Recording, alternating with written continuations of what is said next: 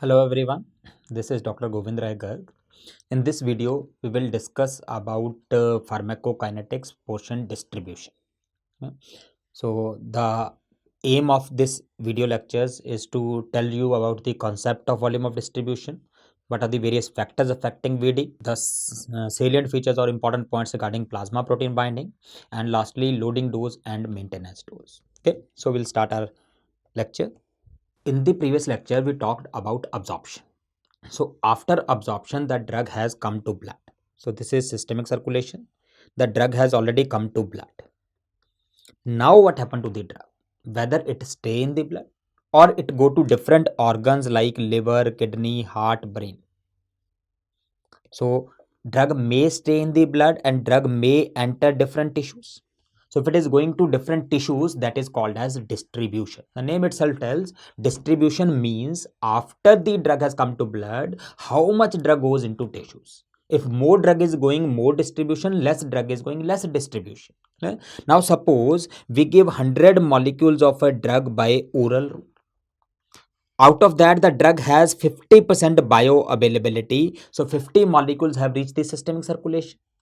Rest of the 50 are wasted either by first pass metabolism or which are not absorbed. Out of these 50 molecules, suppose 25 molecules go into different tissues like liver, kidney, heart and brain. So let me know what is the percentage distribution of this drug. Remember, percentage distribution is not 25. Percentage is 50% because out of 50 which has come into blood, 25 has gone to tissues. So what is important to understand is the distribution starts after the drug has come into systemic circulation. The drug which has not entered the systemic circulation obviously cannot be distributed. So distribution is after the drug has come into systemic circulation. Okay. Now it is very logical that if we want a drug from the blood to reach the tissue, it has to cross this membrane. It has to cross this membrane. So the most important factor that will affect distribution is, yes, lipid solubility. Lipid soluble drugs usually have more distribution. Water soluble drugs will have less distribution. This is logical. Now suppose second thing, this is a drug. This is a drug. It is a lipid soluble. So it can easily cross the membrane. It can be distributed. Suppose this is another drug.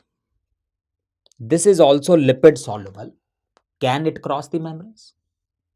It is lipid soluble. The answer is no, because it is so big in size. How a big molecule be able to cross the membrane?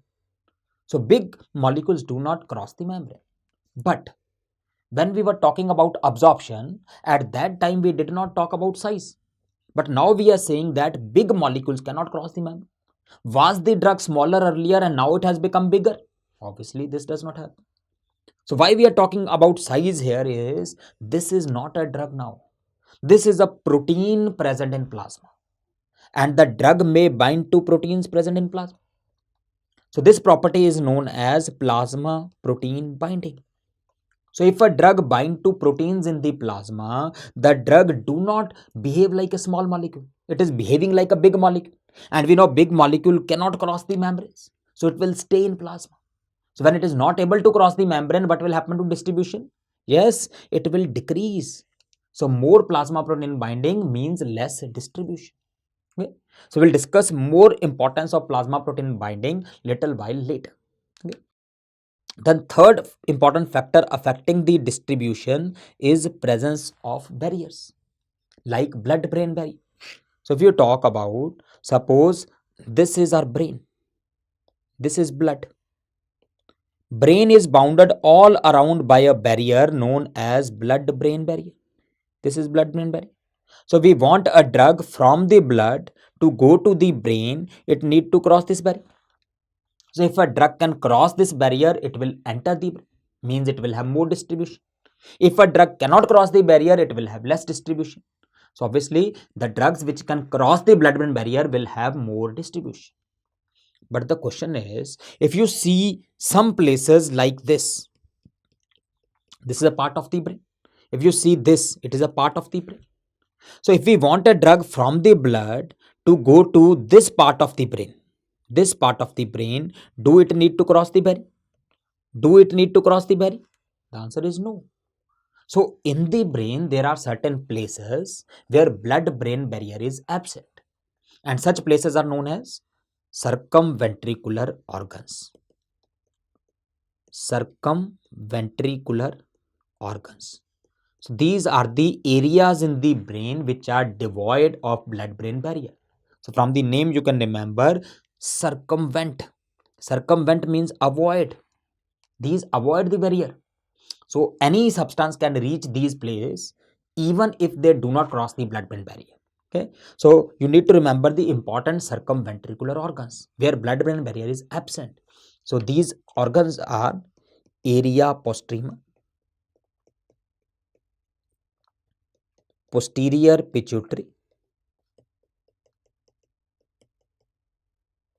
organum vasculosum,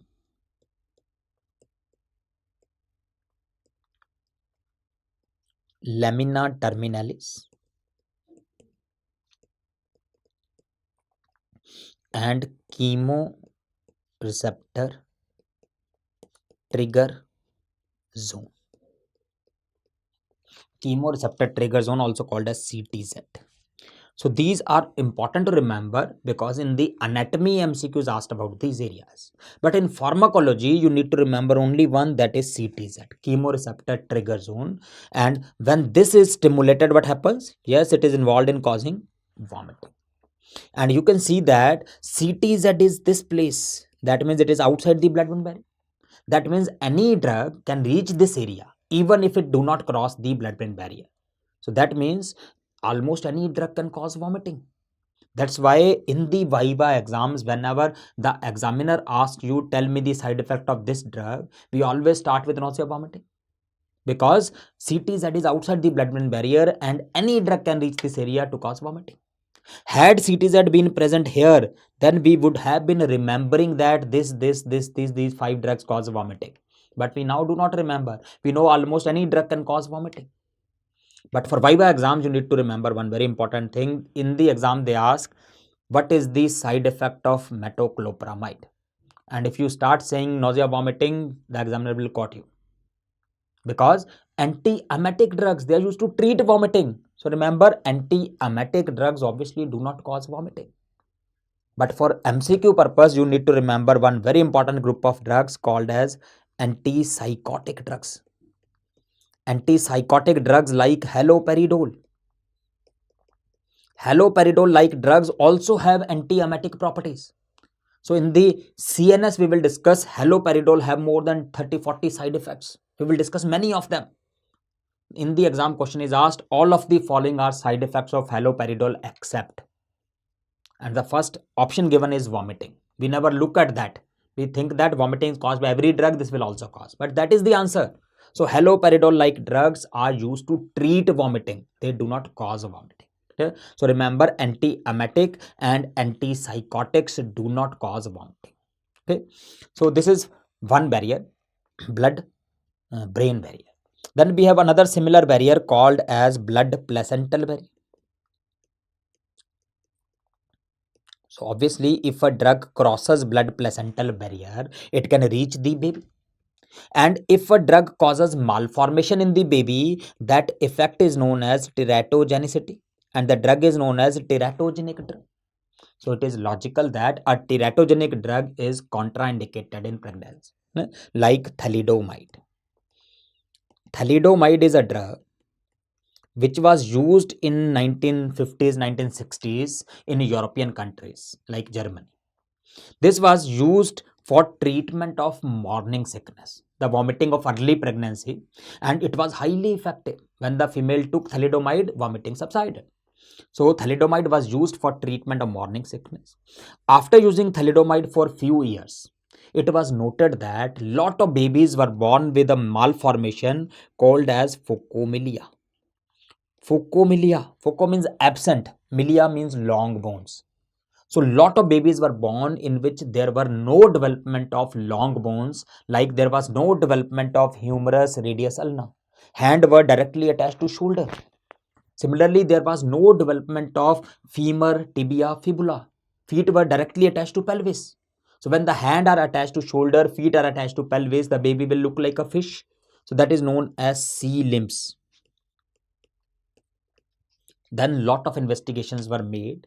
Why so many cases of phocomelia are seen now? And it was found that every baby having phocomelia, mother had consumed thalidomide. So thalidomide was implicated in causing phocomelia, so it was withdrawn from the market. Thalidomide was withdrawn. But recently, around 5-7 years back, thalidomide had again come into market, but obviously not for morning sickness now. Now thalidomide is being used as anti-cancer drug for multiple myeloma, but obviously with absolute contraindication in pregnancy. Okay. Now another important thing, if you read the statement, the question, I am giving you a statement, tell me whether it is correct or false. If a drug crosses blood placental barrier, it is contraindicated in pregnancy. Right or wrong? This is a wrong statement. Every drug which cross the blood placental barrier is not contraindicated. Remember, 99% of drugs cross. You need to remember only 2 drugs which do not cross. One is insulin. Second is heparin. So these 2 drugs do not cross placenta, whereas all other drugs will cross, maybe less, maybe more. But important thing is, if a drug cross the blood placental barrier, reach the baby, but it do not harm the baby, then why we will avoid? Yeah? So those drugs are contraindicated which are teratogenic. Every drug crossing the blood placental barrier is not contraindicated in pregnancy. Yeah? So the 3 factors we discussed which affect the distribution of a drug: lipid solubility, more distribution; plasma protein binding, more binding, less distribution; presence of barriers, if a drug can cross the barrier, more distribution; cannot cross, less distribution; and lastly, affinity of drug for proteins in the tissue. So if a drug is lipid soluble, it will cross and it will reach every organ, because membranes in almost every organ are similar. But if a drug bind to protein present in that organ, it will stay there. If a drug do not bind to proteins there, it will come back. Okay? So the drug will stay in the organ only if it has affinity for the proteins in that tissue. Okay? So that is the another determinant. In spite of being lipid soluble, some drugs have lower distribution because the drug do not bind to proteins in that place. Okay? So in simple language, you can understand that if I do not like one person, I will not go into his home. Okay? So if a drug do not like liver, it will not stay in the liver. But if a drug likes liver, it will stay in the liver. Okay? So liking here means binding to proteins in that tissue. So these are the 4 main factors which affect the distribution. Before going into detail, we will discuss little bit about plasma protein binding. Plasma protein binding. So as the name tells, the drug will bind to proteins present in plasma. Now there are 2 main proteins where the drugs can bind. One is albumin. Second is alpha-1 acid glycoprotein. And you can easily remember, A for albumin, it will bind A for acidic drugs. So acidic drugs usually bind to albumin. Then acid will bind to base. So alpha-1 acid glycoprotein, it bind to basic drugs. Acidic drugs bind to albumin, basic drugs bind to alpha-1 acid glycoprotein. And you can remember the important acidic drugs. 3 drugs you need to remember. One is aspirin. Second is barbiturates. And third is methotrexate. Aspirin, barbiturate and methotrexate are examples of acidic drugs. And further you can remember any drug which forms salts with cations like sodium, potassium. You must have heard the names like diclofenac sodium, sodium thiopentone, potassium clavulonate. Clear? So if any drug is forming salt with sodium or potassium or any cation, it is acidic drug, because acidic drug forms salt with cations. Similarly, the basic drugs you can remember any drug ending with ene, like atropine, morphine, amphetamine. These are basic drugs. Or any drug forming salt with anions, like you must have heard about ipratropium bromide, atropine sulfate. So any drug forming salt with anions is a basic drug. Okay. So acidic drug bind to albumin, basic drug bind to alpha-1 acid glycoprotein. Now second important thing is the binding sites are non-specific. Non-specific, that means there is no name written on the protein that this will bind aspirin, this will bind barbiturate. So binding sites are non-specific. Any drug can bind. Any drug can bind at same place. And further, how much a drug will bind, it is different for different drugs. Some drugs may have 2% binding, some drugs may have 99% binding. So binding sites are non-specific and binding ability is different for different drugs. Percentage is different for different drugs. Okay. Now, what is the clinical importance of plasma protein binding? If you see clinical importance, you can remember by several D's. One D we already discussed, distribution. What will happen to distribution if a drug has high plasma protein binding? Yes, the distribution will be less. We already discussed, if a drug is binding to protein, it will stay in plasma. It cannot go to tissues, so distribution decreases. Second, duration of action. Now, plasma protein binding, it serves as a storage site. Storage site means only the free drug can cross the membrane. So only the free drug can reach the tissues to produce action, and only the free drug can be metabolized. So if a drug is binding to proteins, like suppose 99% is binding to proteins, only 1% is working. So when that 1% is metabolized, 1% more will be released from the proteins. Remember, binding sites are dynamic, it is not static.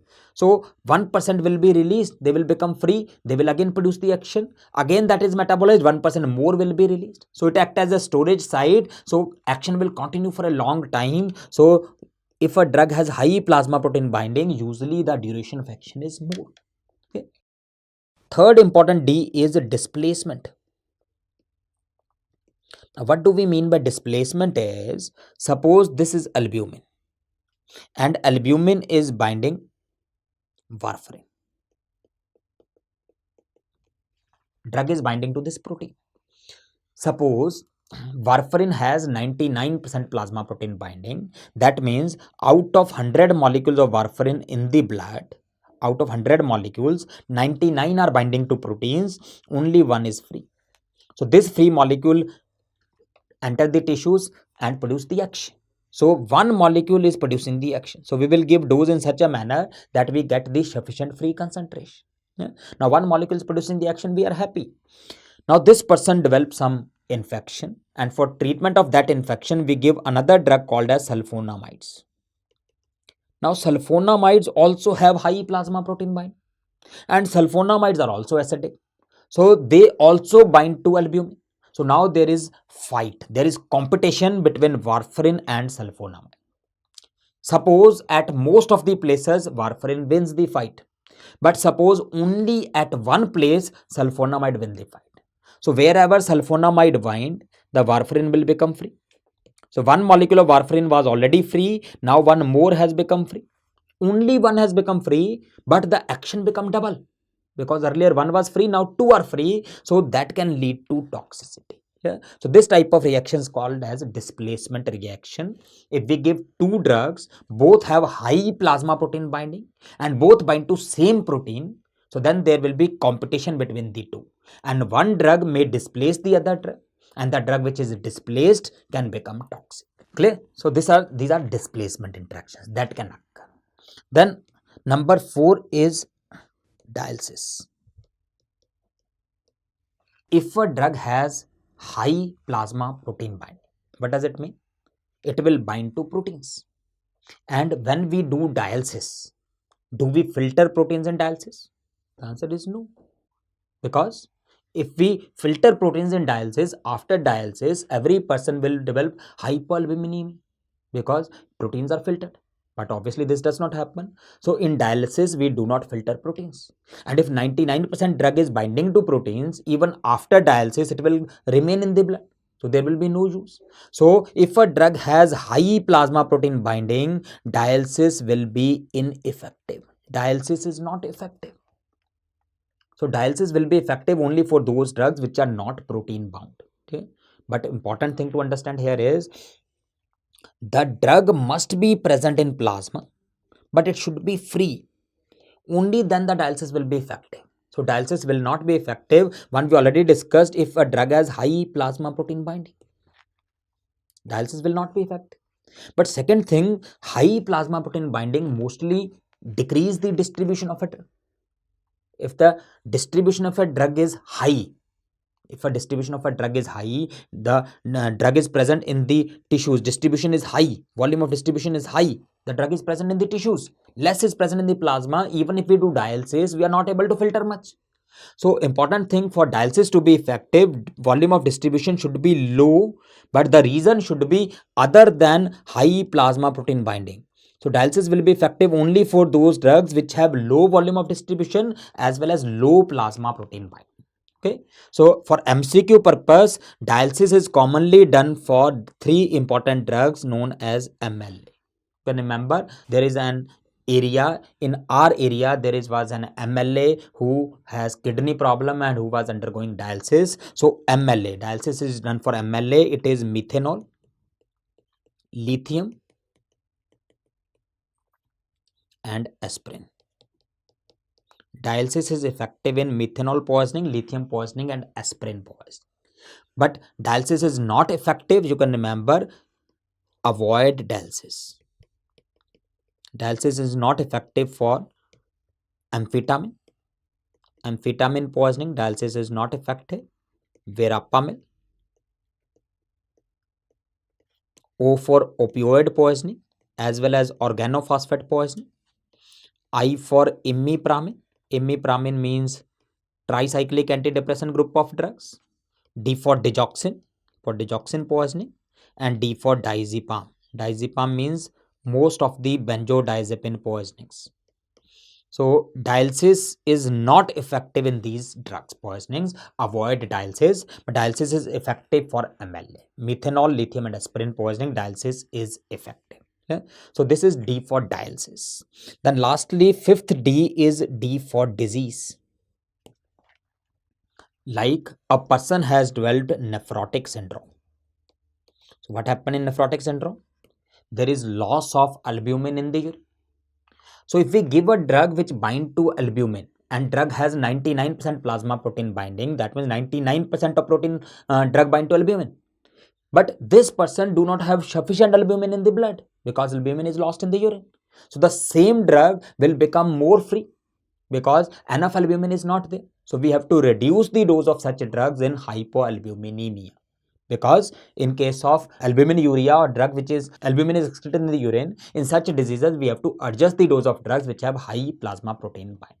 Okay. Then apart from these, one last point regarding plasma protein binding is filtration. Remember when glomerular filtration occurs, the drug is filtered across the glomerulus. What will happen? We have small pores. So only those drugs can go which are small. But if a drug has high plasma protein binding, it cannot be filtered. So what will happen to filtration if high plasma protein binding? Filtration will be reduced. Because filtration occurs only of free drug, not for plasma protein binding drug. Okay. So these are the important points regarding the plasma protein binding. Okay. So we have discussed the four factors affecting distribution. First, lipid solubility, more solubility, more distribution. Second, plasma protein binding, more binding, less distribution.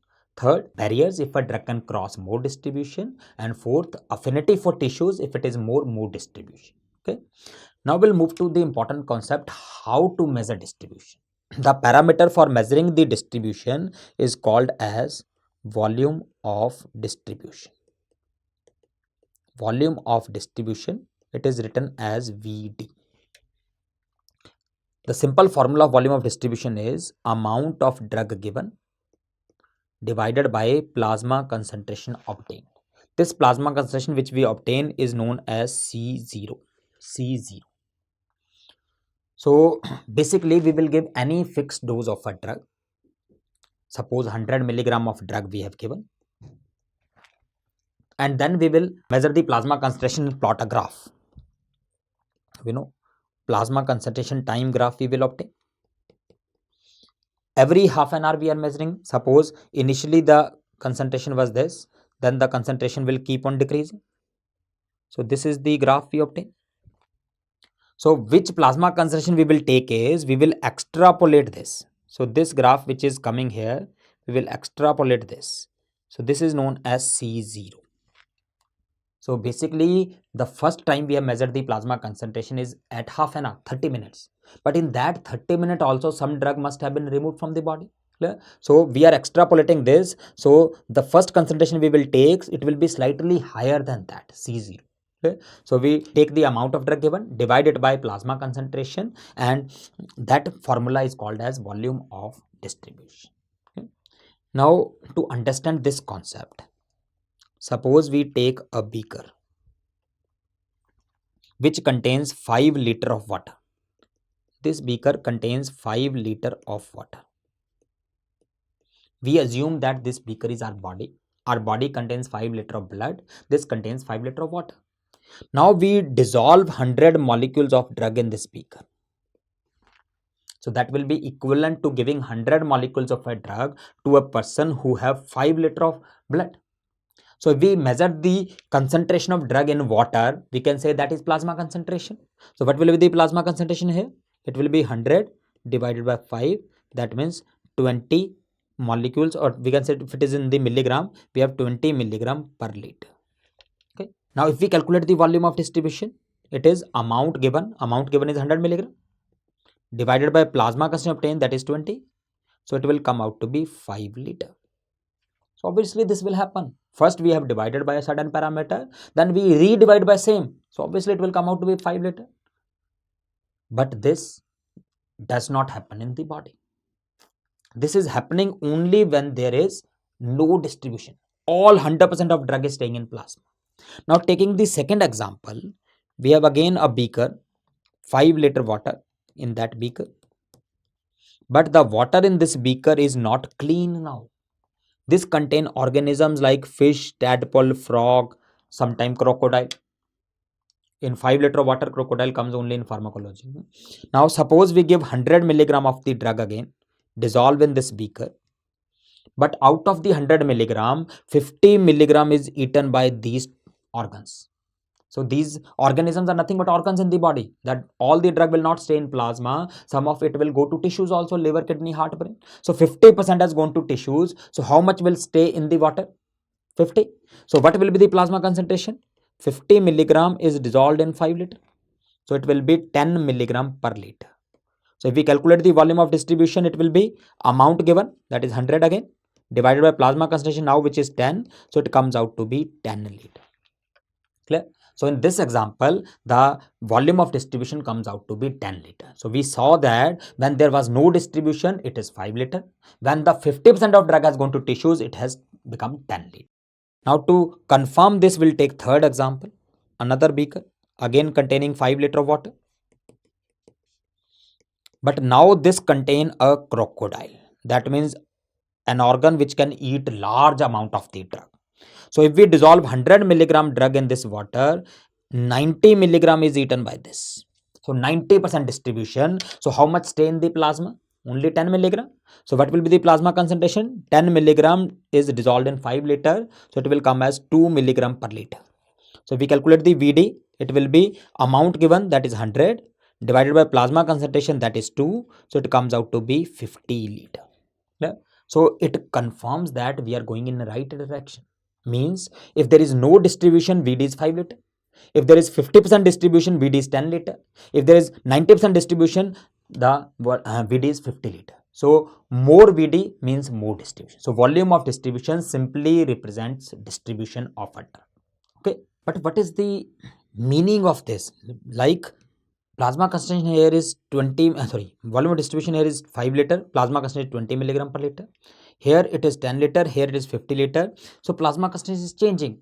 So what is the meaning of this 5 liter, 10 liter or 50 liter? Has the plasma become 50 liter? Obviously not. Plasma is still 5 liter. So then what is this?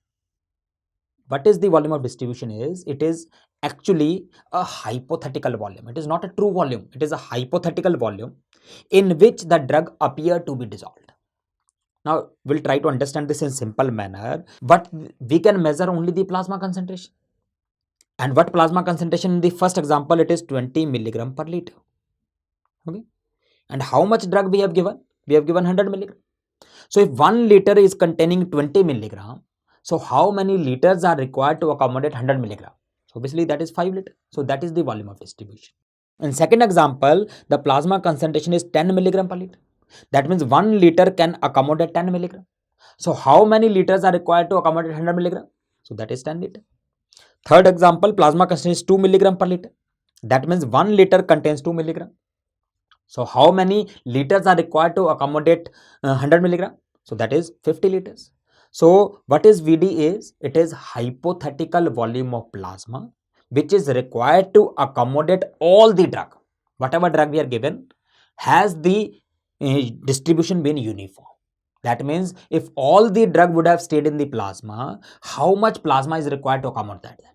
Clear? So that means if VD is more, that means more drug is in the tissues. That's why we would have required more concentration of plasma. So what is the volume of distribution? It is hypothetical volume of plasma which is required to accommodate all the drug if the plasma concentration remain uniform. Okay, so important thing is volume of distribution is not a true volume. It is a hypothetical volume. That's why it is known as apparent volume of distribution, or simply written as AVD. Okay, but the simple meaning of AVD or volume of distribution is more VD means more drug is in the tissues, less in the plasma. Less VD means more drug is in the plasma, less in the tissues. Okay, now the question is, why we are relying on a pseudo parameter, hypothetical parameters? Why don't we measure the true volume of distribution? Because measuring the true volume of distribution is very easy. How we will measure? We give the patient a particular drug and then we will measure the concentration of the drug in different tissues. How we will measure? We will bring out the liver, kidney, heart, brain, everything we will bring out and measure the concentration, but the person is dead. So true volume we cannot do. That's why we rely on a parameter which is slightly false but gives the same value. So that is apparent volume of distribution. Clear? Now, what is the clinical importance of knowing about volume of distribution? So we'll understand that by taking the example of a drug called as chloroquine. Chloroquine you all have heard? Yes, used for malaria. Yes, chloroquine is used for malaria. The question is, why we are taking the example of chloroquine? Because it has highest volume of distribution. Volume of distribution of chloroquine is more than 1300 liter, very high volume of distribution. So this is an ideal example to understand the concept of volume of distribution. Okay. Now chloroquine we discussed is used for malaria, and malaria caused by, yes, malaria caused by plasmodium. Plasmodium is present at which place when the symptoms of malaria come? Yes, it is present in the RBC. So this is RBC. This is the plasmodium sitting in the RBC having a party, enjoying. Yeah. If we want to kill plasmodium, we want chloroquine, but we want chloroquine inside the RBC. Yeah. So what happens? We give, suppose we require 100 molecules of chloroquine to kill this plasmodium. So we give 100 molecules which can reach the blood. So these 100 molecules will reach the blood. Will they be able to kill plasmodium? We want 100, we have got 100. The answer is no. Why? Because crocodile is sitting. In case of chloroquine, the crocodile is liver. Very high affinity for chloroquine. So almost all 100 molecule will go to liver. Nothing will stay in plasma. So the plasmodium party continues. Malarial parasite cannot be killed. So what we do? We increase the dose. If we make it 200 milligram, all will go to liver. 300 all will go to liver. 400 all will go to liver. So they will keep on going to liver till the capacity of liver is full. Now the liver is full, it says I cannot accommodate more. Suppose up to 900 can go to liver. Now liver is full, it cannot accommodate more. So what will happen if we give 1000 molecules? 900 have gone to liver. Liver is full. Rest of the 100 stay in the blood. So now they will go inside the RBC and kill the plasmodium. So what is happening? Although we want only 100 molecule inside the RBC, but we need to give 1000 molecules. That means we need to give very high dose so that the action can start. Till that time action will not start. So this high dose which need to be given to start the action of a drug, that is called as loading dose. So loading dose is the initial high dose which is given to start the effect of a drug. So we are giving high dose so that the action can start. Instead of 100 we need to give 1000 because we need to fill the tissues also. Clear? So loading dose, the name says we need to load the tissues. When the tissues are loaded, only then the drug will stay in plasma, then the action will start. So loading dose will depend upon, yes, volume of distribution. The formula is very simple. Loading dose is volume of distribution multiplied by target plasma concentration. So loading dose depend upon volume of distribution. Now continuing with the example, we have given 1000 molecules, 900 gone to liver, liver is full, 100 come into RBC, they start killing the parasite. But the molecules which are in the blood will be metabolized after some time. Suppose in 6 hours, these 50 molecules are metabolized. Only 50 remain, 50 molecules are metabolized. How many molecules we require to kill the plasmodium? 100 molecules. How many we have in the blood now? 50 molecules. So the action will stop.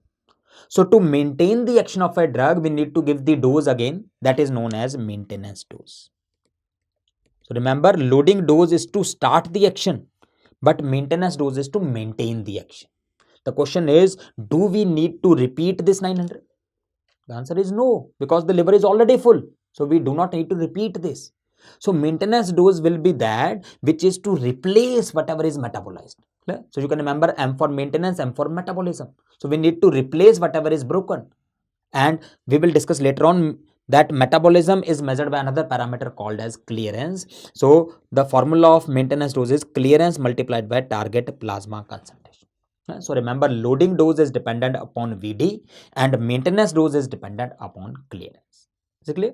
So that is the important concept of loading dose and maintenance dose. Okay, so now we can quickly revise the important points which you must remember from this video. We discussed the concept of distribution, which is measured as volume of distribution. Volume of distribution, what is important to remember, the clinical importance. One, volume of distribution tells how much drug is in the tissues. If more drug is in the tissues, VD is more. If less drug is in the tissues, VD is less. And volume of distribution or distribution, it depends upon 4 main factors: lipid solubility. More lipid soluble drugs have more distribution. Plasma protein binding, more bound drugs have less distribution. If a drug can cross the barriers, it will have more distribution. And finally, if the drug has more affinity for tissues, it will have more distribution. So apart from that, second important thing you must remember is the formula of loading and maintenance dose. Loading dose is VD into target concentration. Maintenance dose is equal to clearance into target plasma concentration. So these are the take home message. Okay. So now we can discuss some of the important questions. Rate of administration of a drug is equal to rate of elimination. So this state is known as steady state, when the concentration will become stable.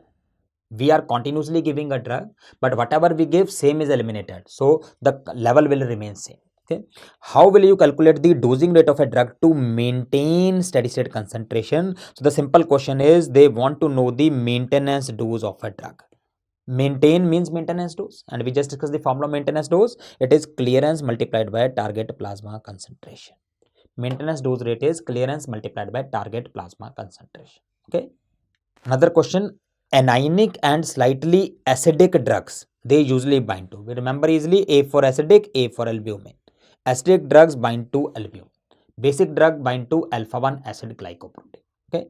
High plasma protein binding results in plasma protein binding. If it is high, decreased glomerular filtration is right. Remember, the free drugs can be filtered, bound drug cannot be filtered. High VD is wrong. If more binding, less distribution. Okay. Lowest duration of action is wrong. More binding, more duration of action. Less drug interactions are wrong. There are more displacement interactions. Okay. So the answer is decreased glomerular filtration. Okay. So these are the important points regarding the distribution. So my take home message, believe in yourself and anything is possible. Okay. Thank you.